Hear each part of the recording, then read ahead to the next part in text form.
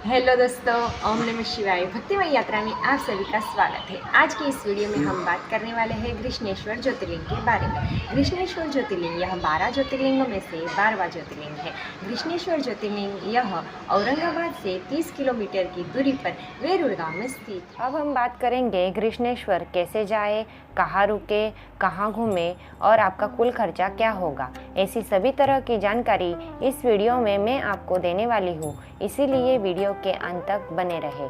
अब हम बात करेंगे कि कृष्णेश्वर कैसे जाए। अगर आप बाईपास ट्रेन से जाना चाहते हैं तो आपको औरंगाबाद के रेलवे स्टेशन पर आना होगा, जहां से आपको वेरूळ तक की बस मिल जाएगी। अगर आप फ्लाइट से जाना चाहते हैं तो आपको औरंगाबाद एयरपोर्ट पर आना होगा।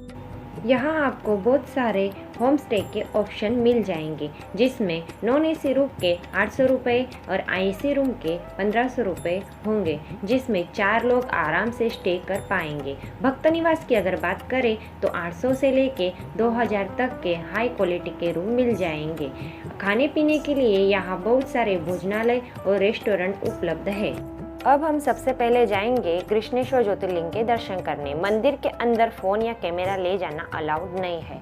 कृष्णेश्वर ज्योतिर्लिंग के दर्शन करने के लिए महाशिवरात्रि और श्रावण मास छोड़कर आप कभी भी आ सकते हो, तब भीड़ आपको कम मिलेगी। इस ज्योतिर्लिंग के गर्भगृह में जाने से पहले आए हुए सभी पुरुषों को अपने ऊपर के वस्त्र, शर्ट, टी शर्ट, बनियान उतार के ही अंदर जाना होता है, नहीं तो गर्भगृह में एंट्री नहीं मिलती है। स्त्रियों के लिए ऐसा कोई भी नियम लागू नहीं होता है। माना जाता है कि 16वीं शताब्दी में औरंगजेब ने इस मंदिर को कई बार तोड़ने की कोशिश की थी, लेकिन वो नाकाम रहा था, क्योंकि उस समय मंदिर का एंट्री गेट इतना छोटा था कि उसमें झुककर जाना पड़ता था और औरंगजेब को झुकना राजी नहीं था, इसलिए औरंगजेब मंदिर के अंदर प्रवेश नहीं कर पाते थे।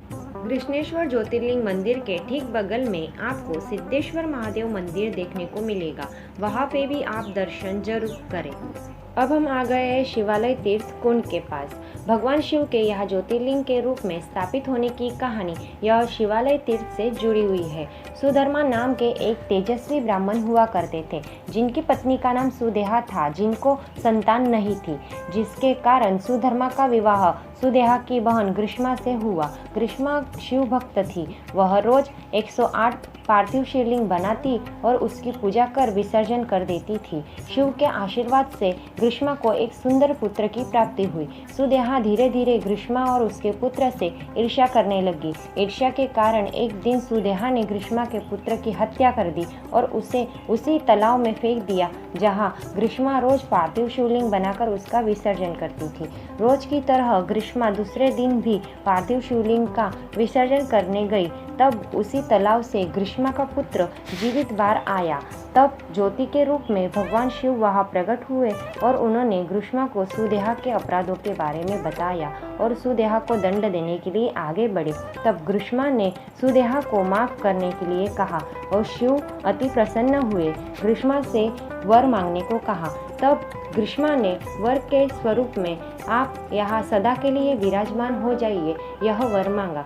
तब से भगवान शिव यहाँ कृष्णेश्वर ज्योतिर्लिंग के रूप में विराजमान है। तो यह थी कृष्णेश्वर ज्योतिर्लिंग की कहानी। बाकी प्लेसेस कवर करने के लिए हमने एक ऑटो बुक कर ली थी, जिसका वन डे चार्ज 1500 रुपये था। तो सबसे पहले हम आ गए हैं इलोरा केव्स देखने। इलोरा केव्स देखने के लिए बाहर के देशों से भी बहुत लोग आते हैं। इलोरा केव्स का टिकट प्रति व्यक्ति 40 रुपया है। इलोरा गुफाएं राष्ट्रकूट वंश के राजाओं ने 5वीं सदी से लेकर 10वीं सदी के बीच बनाई थी। यहाँ पर 100 से भी ऊपर गुफाएं हैं, लेकिन 34 गुफाएं खुली हुई है, जिसमें से 1 से 12 तक बौद्ध गुफाएं हैं, 13 से 29 तक हिंदू गुफाएं हैं और 30 से 34 तक की जैन गुफाएं हैं। यहाँ पर घूमने के लिए आप भी गाइड भी कर सकते हैं।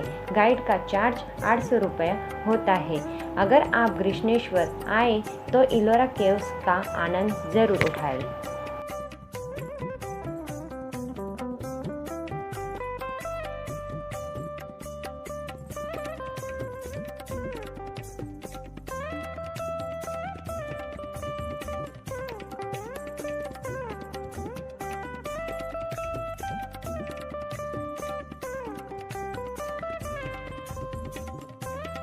अब हमारी अगली जगह है श्री लक्ष्य विनायक गणपति।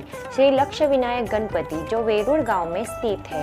यहाँ गणेश जी के दर्शन करने के लिए गर्भगृह में जाने से पहले पुरुषों को अपने ऊपर के वस्त्र शर्ट टी शर्ट बनियान उतार के ही अंदर जाना होता है। स्त्रियों के लिए ऐसा कोई भी नियम लागू नहीं होता है। इसके बाद आप जा सकते हैं श्री भद्र मारुति मंदिर। कहा जाता है कि यहाँ जो हनुमान जी की मूर्ति है वह स्वयंभू मूर्ति है। यहाँ पर ऐसी मानता है कि जिनकी शादी नहीं हो रही हो वो अगर यहाँ आकर हनुमान जी के दर्शन ले ले तो उनकी शादी हो जाती है। यहाँ हनुमान जी हमें सोते हुए स्वरूप में दिखाई देते हैं। वहाँ से आप फिर बालाजी मंदिर भी जा सकते हैं। इसे मिनी बालाजी भी कहा जाता है। यहाँ पे हमें बालाजी की प्रतिमा बहुत ही सुंदर देखने को मिलती है। बालाजी के मंदिर में फ़ोटो या वीडियो लेना अलाउड नहीं है। यहाँ पे आपको फ्री में खाने पीने की व्यवस्था भी मिल जाती है।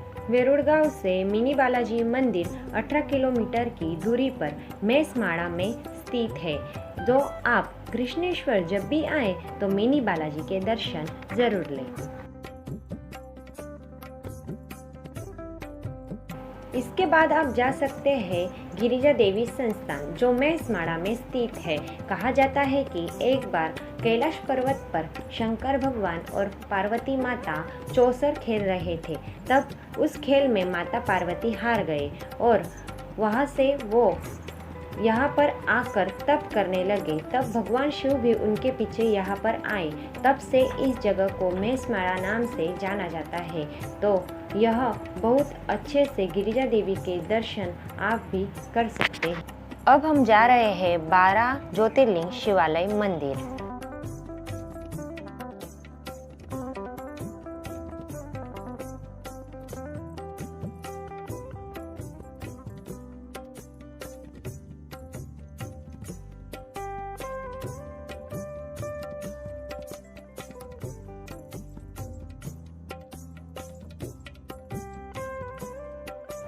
इस शिवालय मंदिर में 12 ज्योतिर्लिंग रखे गए हैं, इसलिए हमें एक साथ 12 ज्योतिर्लिंगों के दर्शन करने को मिल जाते हैं।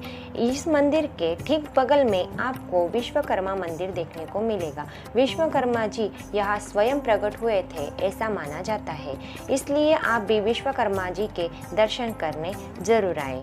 अगर आपको मेरा यह वीडियो अच्छा लगा हो तो चैनल को सब्सक्राइब करें, वीडियो को लाइक एंड शेयर करें। मैं हूँ आपकी दोस्त वर्षा गरुड़े। मिलते हैं जल्द ही अगले एक नए वीडियो के साथ। जय कृष्णेश्वर और वीडियो देखने के लिए धन्यवाद।